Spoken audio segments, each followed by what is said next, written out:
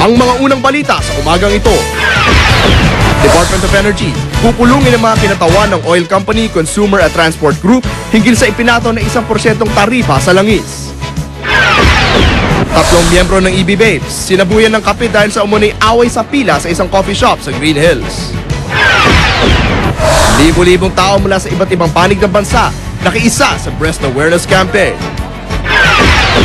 Dating football star O.J. Simpson, balak iapela ang guilty verdict sa kanya hinggil sa kasong robbery at kidnapping. At sa balitang Hollywood, Angelina Jolie nagpakita na sa publiko 2 buwan matapos isilang ang kanilang kambal ni Brad Pitt. Huwag pahuli, tutok na sa unang balita. Ako naman, Arnold Glavio, kasama si Rhea Santos. Narito na mga unang balita. Pupulungin ng Department of Energy ang kinatawan ng mga oil company, consumer at transport groups ngayong araw. Ayon kay Energy Secretary Angelo Reyes, tatalakayin sa pulong ang presyuhan ng langis sa world market at ang epekto ng ipinatong na 1% tariff sa mga produktong petrolyo. Sa pamagitan nito, maasang Energy Department na makagagawa sila ng kaukulang hakbang upang hindi maapektuhan ang mga consumer sa pagpatupad ng taripa. Naniniwala si Bayan Secretary General Renato Reyes na di dapat maapektuhan ng 1% tariff ang presyuhan ng langis. Katunayan, dapat nga raw ay mag-rollback pa ng di bababa sa 7 piso kada litro ang mga oil company. Ang ilang kumpanya ng langis na una nang sinabi na posibleng hindi na sila makapag-rollback dahil kailangan nilang ipasa sa mga consumer ang ibinalik na buwis sa langis. At kaunay po na balitang yan, makausap natin sa pamagitan ng telepono si Consumer and Oil Price Watch Chairman Raul Concepcion. Chairman Concepcion, good morning po. Good morning, Arnold. Opo, sa inyong computation, may kailangan ba i-roll back yung mga oil company sa kabila po ng pagbabaling itong 1% tariff sa kanilang presyo? Ang ating computation dito, dapat sila magbaba ng exactly 8.19 centavos dahil ang ginagamit natin yung moving weekly average for MOPS prices, hindi yung sa refiners, no? Opo. So dapat if you use the moving 4 weeks average, dapat ang presyo ay 36.43 at sa pump price dapat 44.62. So may difference yung 8.19. At ito, bibigay ko ang aking basis ng computation na ang ginamit ko yung formula na ginamit rin nila. Opo. So yun ang tatalakayan natin ngayon.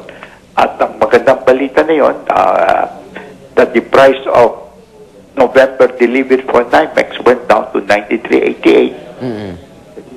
Pag delivered, pwede na silang bumili sa London Brent na 90.25 at ang Dubai pumaksak ng 85.84. Opo.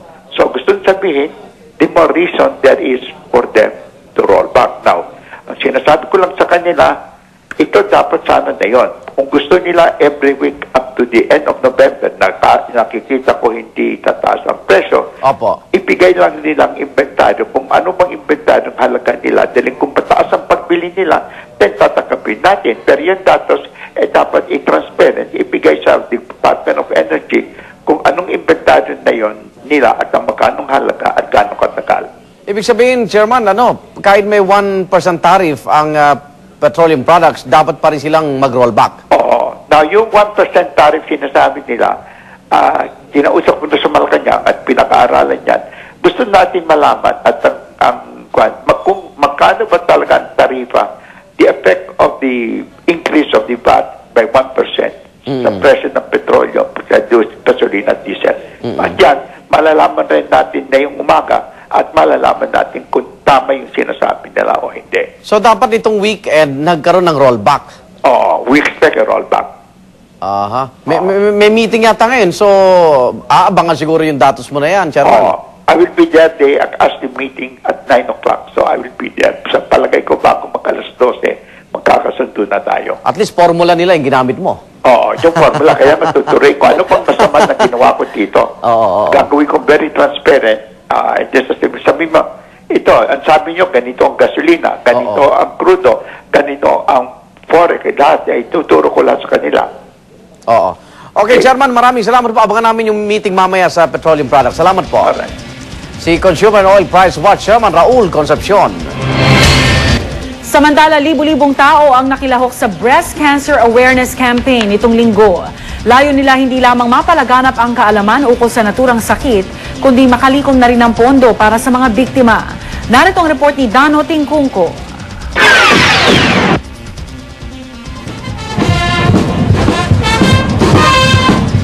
Humigit kumulang 8,000 mga kababaihan at kalalakihan ang sama-samang nilakad ang palibot ng Mall of Asia. Bahagi ito ng ika-4 na taon ng Kiss Breast Cancer Goodbye Walk. Tila napintahan ng pink ang Mall of Asia grounds sa dami ng mga taong may suot na t-shirt na kulay pink. Ang kulay ng Breast Cancer Awareness Campaign sa buong mundo. Pero hindi lang pink na t-shirt ang ibinandera ng mga kalahok. Lahat, maging ang mga lalaki, nilagyan din ang kiss mark sa pisngi. Importante para sa aking buhay, para humaba pa rin ang buhay ko, para sa aking pamilya.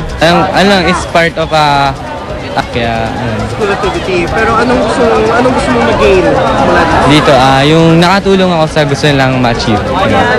Nakibahagi rin ang mga kapuso nating sina Isa Calzado, Susie Entrata Abrera, Lynn Ching, Rhea Santos, Arnold Clavio, Susan Enriquez, Lava Nuber at si Senadora Loren de Garda.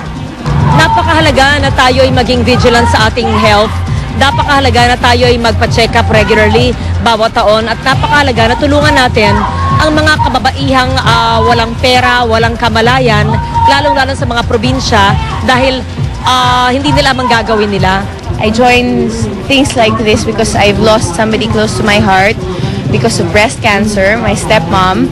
So, you know, it's one of I'd like to say, one of the things that I support, parang advocacy mo. It needs so much support from other women as well, those who have had it, those who have never had it, but know people and love people who have it or have had it. So, syempre, it's a big network na we should really support one another. Nakibahagi rin sa event ang may 16 na syudad sa buong bansa, kabilang ang Bulacan. Ayon sa Avon Philippines, organizer ng event, tinatayang nasa mahigit 30,000 ang mga nakilahok sa Breast Cancer Walk sa buong bansa. Pwedeng ipasok daw ito sa Guinness World Records. Well, we're very passionate about what we do here because breast cancer is the #1 health concern of women, not just here in the Philippines but also globally. Hindi pa natatapos ang event ay tinatayang 3 milyong piso na ang nakalap na pondo. It's a good cause, no?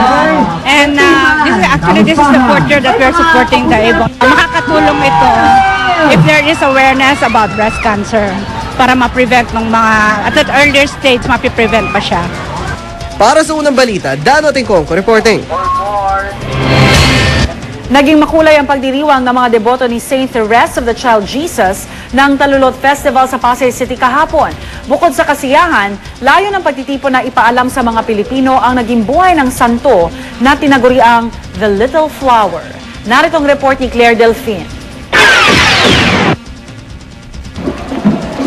Mga malabulaklak na kasuotan, mga batang nag-anyong Saint Therese of the Child Jesus.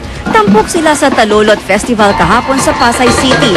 Nagtipon-tipon dito ang mga kabataan mula sa iba't ibang eskwelahan at barangay. Pati na rin ang mga deboto ni Saint Therese na kilala rin sa taguring The Little Flower.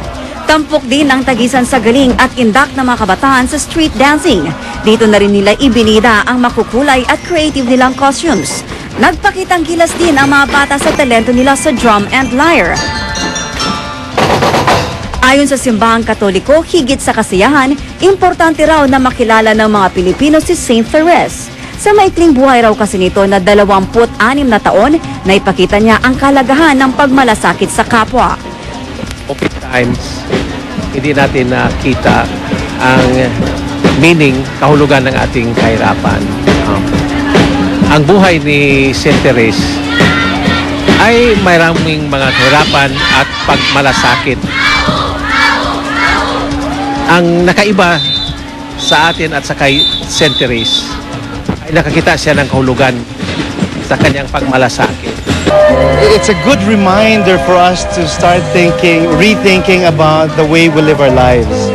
And maybe it's about time we also think about all those less fortunate people. Ang mga batang ito, naiintindihan daw nila na di lamang ang anyo ni Saint Therese ang dapat nilang gayahin, kundi ang faithfulness niya po kay God. Kailangan natin maging katulad niya para mapalapit tayo unti-unti sa Panginoon. Para sa unang balita, Claire Delfin reporting.